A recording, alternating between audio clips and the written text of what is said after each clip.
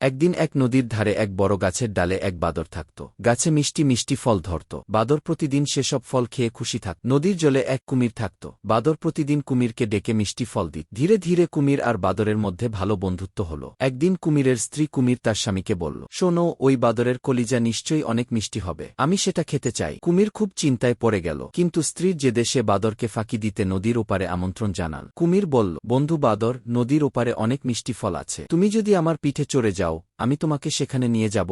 বাদর খুশি হয়ে কুমিরের পিঠে চড়ল। নদীর মাঝখানে আসতেই কুমির সত্য কথা বলল, বন্ধু, আসলে আমার স্ত্রী তোমার কলিজা খেতে চায়, তাই তোমাকে নিয়ে যাচ্ছি। বাদর বুদ্ধি খাটিয়ে বলল, ওহ, তুমি আগে বলতে পারতে, আমি তো আমার কলিজা গাছের ওপর রেখে এসেছি, চলো আগে গাছে ফিরে যাই, আমি নিয়ে আসি।